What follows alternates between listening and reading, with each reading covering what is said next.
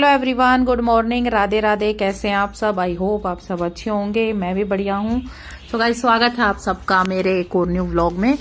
और सबसे पहले तो आप सभी को हैप्पी महाशिवरात्रि। और आज है महाशिवरात्रि और भाई मैंने भी फास्ट किया है। तो भाई मैंने पिछले व्लॉग में बताया था ना कि ब्लैंकेट मैं भिगो के रखूंगी और कल धोऊंगी। मतलब एक दिन में तो देखो सारे कपड़े नहीं धुलते क्योंकि पानी चला जाता है और टंकी भी भाई एक ही है तो खत्म ना हो जाए, इसके लिए फिर एक दिन तो मैंने छोटे कपड़े धो लिए थे और उसी सरफ में और थोड़ा सा पानी और मिला के और सरफ डाल के मैंने ये ब्लैंकेट भिगो दिया था। और ये मतलब मैल इसका बहुत अच्छे से गल गया।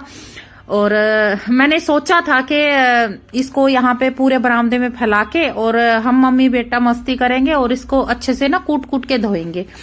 मतलब कुछ सोचा था, जैसे बच्चे भी खुश रहते हैं मेरे साथ कपड़े धुलवाने में।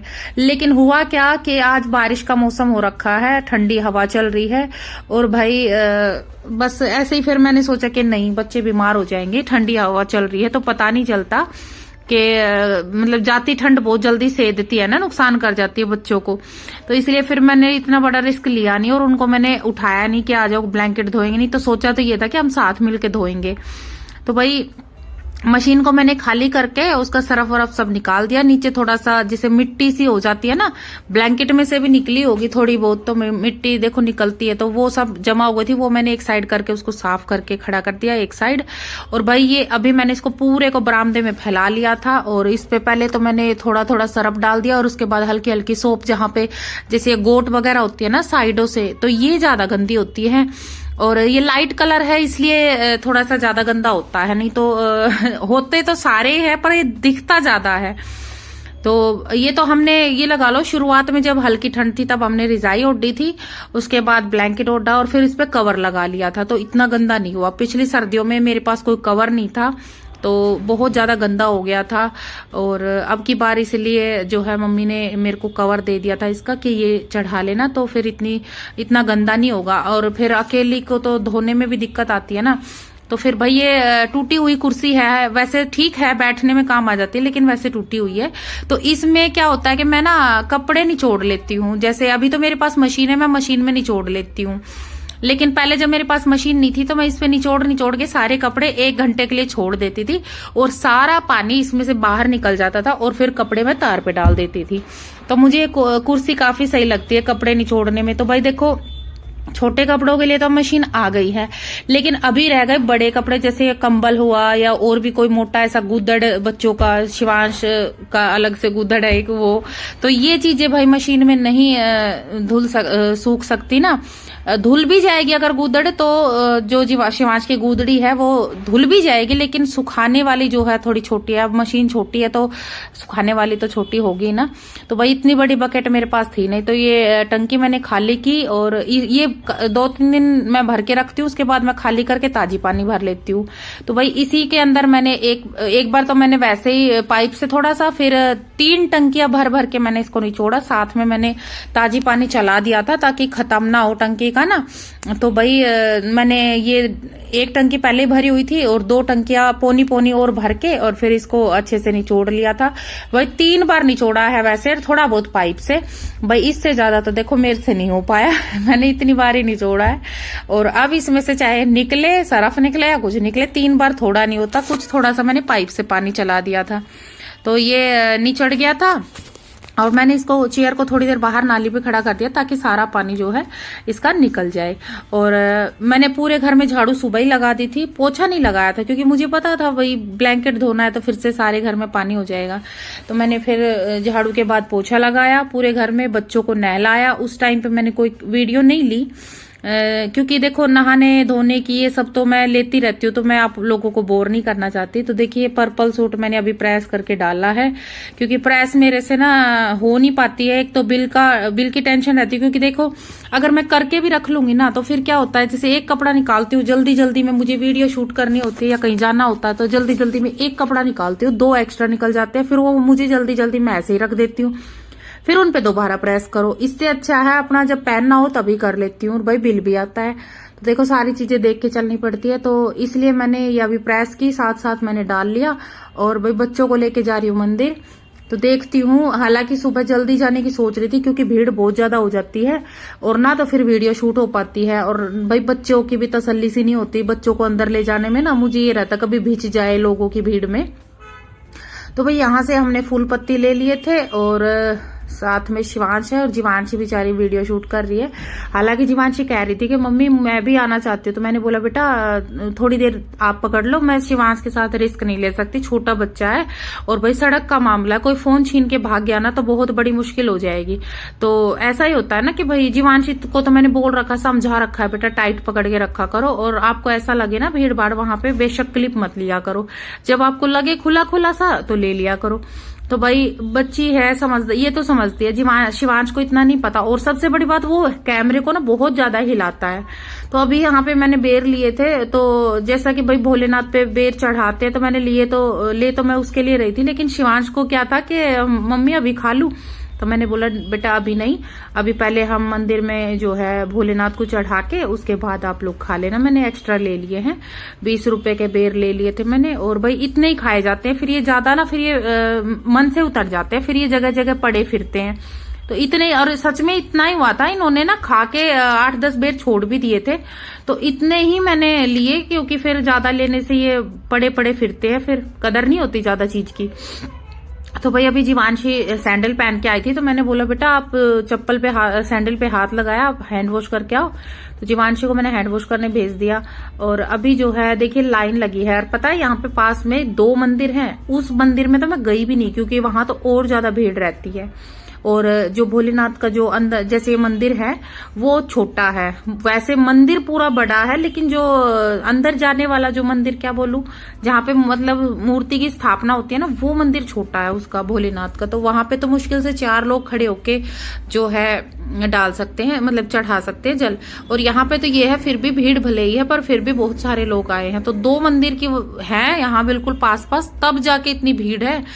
2 क्या, एक शायद हाँ उस साइड भी है, मतलब 3 मंदिर है पास पास में, फिर भी देखिए यहाँ पे कितनी भीड़ है। और शिवांश को मैं अंदर ले आई थी, शिवांश के हाथ से थोड़ा जल भी चढ़वा दिया। जीवांशी को बुलाया, तब फिर से वही बात है, भीड़ बहुत ज्यादा हो गई। तो फिर जीवांशी ने थोड़ी सी मेरे मना करने के बाद भी आके अंदर क्लिप ले ली। मैंने मना किया था बेटा कहीं फोन छूट जाएगा या फिर आप फिसल विसल जाओ, मैं रिस्क नहीं ले सकती। तो मैंने जीवांशी को मना किया था बेटा आप बाहर ही खड़े हो जाओ भाई के साथ, लेकिन फिर भी वो समझती है, उसको पता है भाई अपना काम है करना है, तो वो आ गई थी छोटी सी क्लिप लेने। अभी मैं जो है भीड़ में ही थोड़ी सी धूप की जगह बना रही हूँ, धूप लगाई है, और जोत भी यहीं ऊपर लगाते हैं, और नीचे तो खाली बस जल चढ़ाते हैं, बाकी एक स्लैब सी बना रखे उसी पे जोत बत्ती लगाते हैं।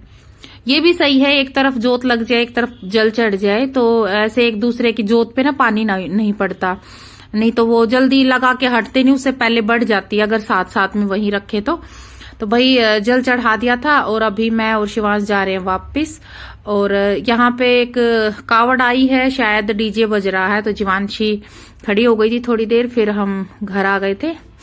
और शिवांश का तो मुझे हर जगह हाथ पकड़ के चलना पड़ता है, इसका ऐसा ही काम रहता है। तो बस हम जल चढ़ा के आ गए थे, और यही टाइमिंग बताऊं ना तो यही 11:30 11:15 की टाइमिंग है, ज्यादा नहीं है। लेकिन भाई भीड़ की तो मैं क्या ही बताऊं, बहुत ज्यादा भीड़ थी। तो ये थोड़ा सा जल जैसे वापस लेके आते हैं ना, इसको मैं ये फूल लेके आई थी भगवान के चरणों में से ही, अपने फूल वहां पे चढ़ा के आई, और वहां से एक फूल लेके आई थी, और इसको मैं इसके छींटे दे रही हूँ पूरे घर में। और अभी मैं जीवांशी का वेट कर रही हूँ। मैंने जीवांशी पे ठंडा ठंडा पानी छिड़क दिया, और जीवांशी ने एकदम से डर गई। तो मैंने ये दूध मंगाया था जीवांशी से कि बेटा ताजी दूध ले आओ, क्योंकि मैं दूध था नहीं वैसे भी, और हल्का सा था, उसमें मलाई ज्यादा थी, तो भाई फास्ट था, तो मन किया कि ताजी दूध की चाय बनाऊं, कच्चे दूध की चाय अच्छी लगती है। तो भाई फिर मैंने चाय पी, फिर मैंने बच्चों को थोड़ी देर टीवी देखने के लिए बोला, कुछ खिला पिला के बेर दे दिए थे मैंने कि आप लोग बेर खाओ, तब तक मैं ना आलू ले आती हूँ। मुझे याद आया कि भाई शाम को आलू बनाने पड़ेंगे, आलू उबाल के उसको मैश करके और जीरे में और देसी घी में उसको जो है फ्राई कर लेते हैं, वही हम फास्ट में खाते हैं। आप लोग क्या क्या खाते हो फास्ट में वो मुझे बताना, ठीक है। तो आज मैं बताऊंगी कि हम क्या मतलब किस तरह से बना के और खाते हैं व्रत में, शिवरात्रि के व्रत में। तो भाई मैं आलू लेने आई थी, फिर मैंने खीरे ले लिए, साथ में 10 रुपए की हरी मिर्च ले ली, क्योंकि हरी मिर्च तो देखो हर चीज में पड़ती है, दाल हुई चाहे राजमा हुए चाहे वैसी सब्जी हुई, तो मिर्ची ज्यादा यूज होती है। और भाई खीरे बच्चे ये है खाना अच्छे से खा लेते हैं। शिवांश लस्सी नहीं लेता है, दही नहीं लेता है, खुश नहीं रहता है, तो इसलिए मैं उसके लिए अलग से खीरे रखती हूँ गर्मियां।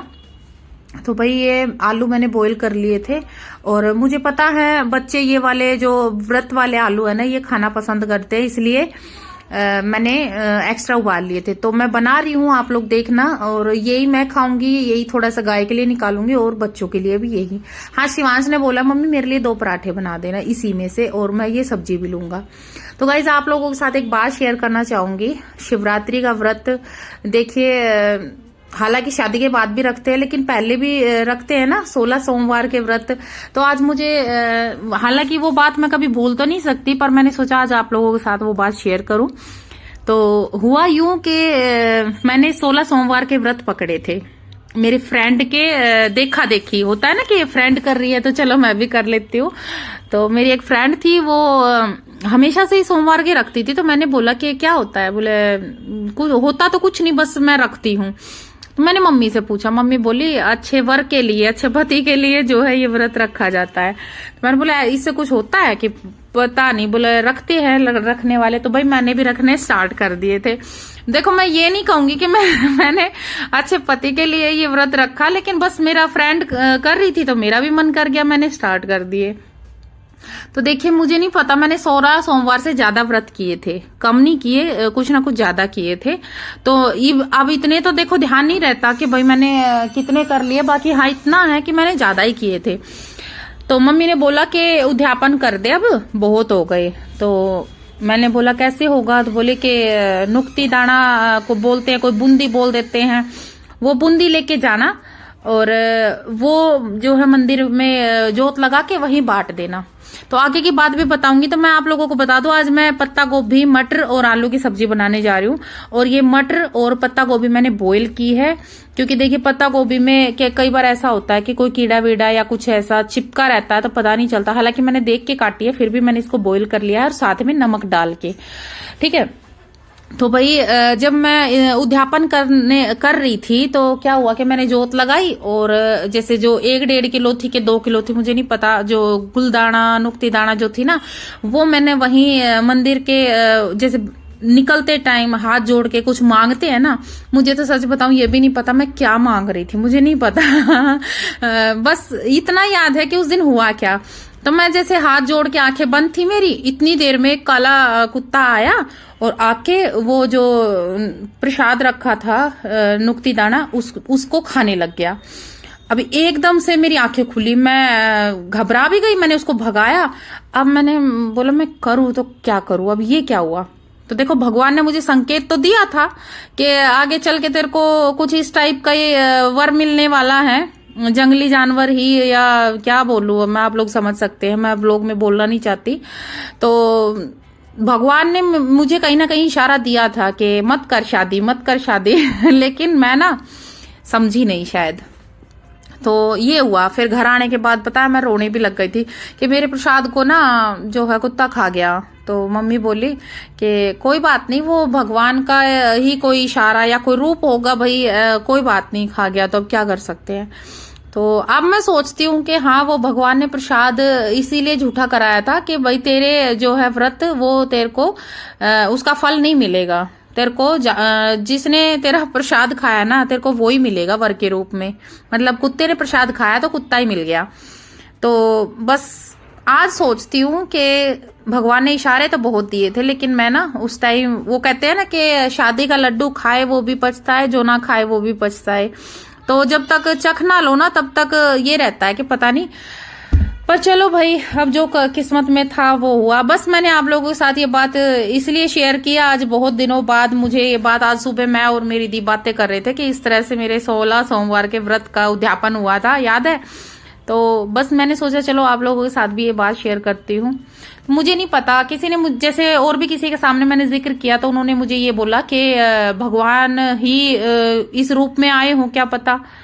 तो भाई मुझे तो देखो नहीं पता इस रूप में भगवान भी आए हों या कोई इशारा था कि क्या था क्या नहीं था। पर ऐसा हुआ था।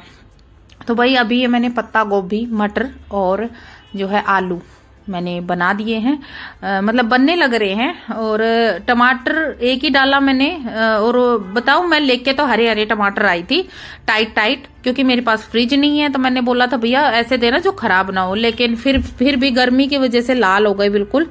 तो पिलपिला रहे हैं, देखती हूँ इनको यूज करना पड़ेगा, या तो छोले चावल बनाऊंगी क्योंकि उनमें ज्यादा लगता है ना टमाटर।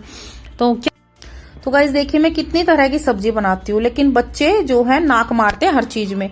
लेकिन कल जो मैंने आलू मैश करके अपने फास्ट में बनाया था ना, वही मैंने बच्चों को दी, तो इन्होंने सब्जी भी खाई और ये भी बोला कि अच्छी लगी, हमें स्कूल में भी देना। तो बस ऐसे ही है, बिना टमाटर प्याज की सब्जी इनको बहुत अच्छी लगती है।